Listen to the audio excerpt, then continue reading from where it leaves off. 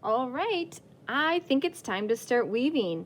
I know how to thread a needle, and I've got my yarn in my needle.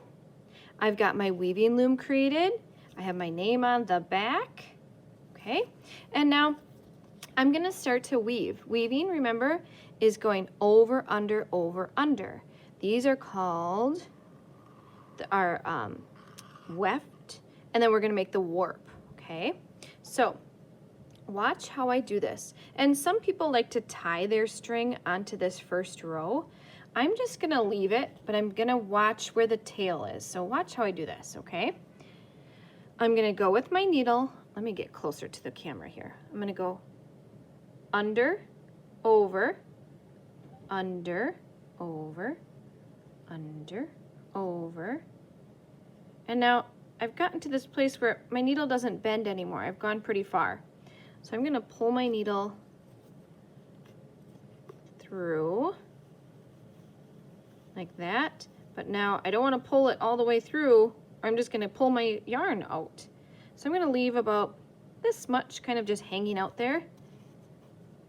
Okay. And now let's see, I landed, if you're like, oh, I can't remember where I left off.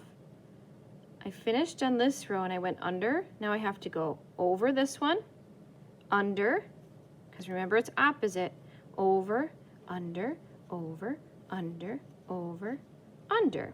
Now you can see I wasn't bringing my needle way high up here because the yarn is really tight. I'm weaving a little bit lower down here because the yarn is more workable.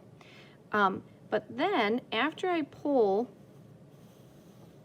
the yarn through my weaving loom, then I can push it up to the top. Okay, so I have it up like that. Now, you are going to work this like a zigzag pattern. So I'm not going to go back to this side. It's not like reading a book where you're always going from one side to the other, one side to the other. You are actually going to start weaving on this side, go all the way across, then you're going to start weaving in the opposite direction. Then you're going to go this way, then you're going to weave this way, then you're going to weave this way. And so it's going to be like this zigzag all the way down until this is completely full. Okay, so, but you have to do opposites. So it's always doing the opposite of what you did before. So on this row, I ended going under the white thread. So now when I start to go back this way, in this direction, I have to do the opposite. So I have to go over this thread. So I'm gonna go over it now. And then the second one, I'm gonna go under, then over, then under, then over, then under, over. Let's see if I can make this go all the way across this time. Under, then over, then under, then over, then under, and now over. And now before you pull it through, if you want to check your work, you can. Make sure that this needle is opposite of the row above it. I can see that it is opposite. So now I'm going to pull my needle all the way through. And don't pull your thread really hard, okay? You don't need to have really big muscles to do this. Just get it so it's kind of, you know, in between really tight and loose. You want it just medium. But now my threads are really far apart, okay? And now we want them to be close together because we want to make our weaving to be nice and close like this one, okay? In order to get them really close like that, we're gonna use a really fancy tool in the art room. We're gonna use a fork, a plastic fork. So they work great, and all you have to do is kind of just pull those yarns, those threads together, okay? And now there isn't any space between them, okay? So now it looks like I have enough yarn to maybe go back one more time. So now I landed on this last row. It looks like I went over the last white thread. So now, because I have to do opposite, I'm going to go under. If you said under, you're right. I'm going to go under, over, under, over, under, over, under, over, under, over. It gets harder when you get down here. Under, over, and I went over, now under. There we go. I can check it to see that it's opposite of the row above it.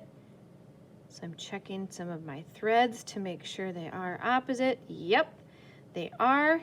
So now I'm gonna pull that needle through, but don't pull so tight. A lot of kids pull really tight and it makes, see, it makes these threads get really close together. You don't want that to happen.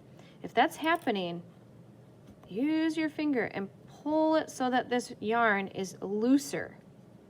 Okay, now I've pulled it all the way through, but the threads are really far apart. Remember, we want them close.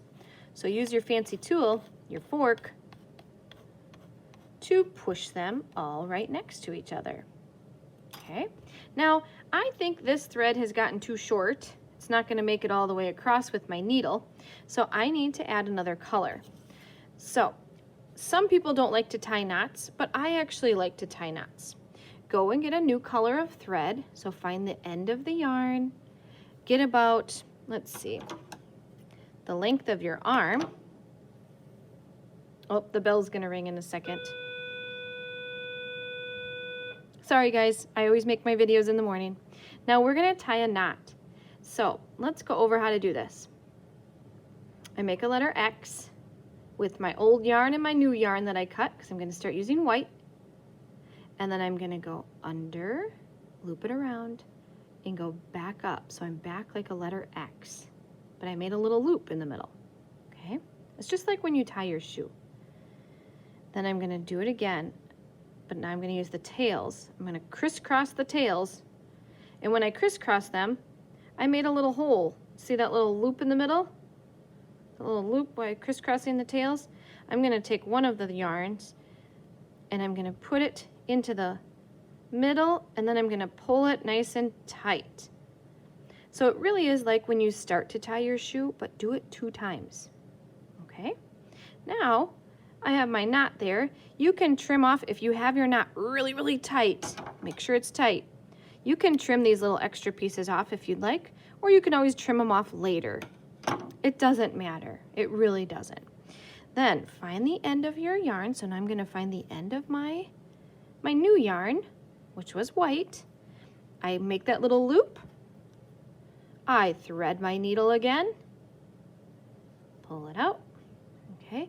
And oh, I wanted to tell you guys, while I'm weaving, I'm usually wrapping my hand around the yarn like this so that it doesn't always fall off when I pull my needle. If I am pulling the yarn through, I'm also kind of wrapping my hand around the yarn and the needle so that it doesn't just get pulled off. So I'm keeping it like this. I'm holding it with these 2 fingers and I'm wrapping it on there so that it stays. Okay, so now I'm just gonna do the same thing that I was doing before. I checked the row above it. The row above it I went under.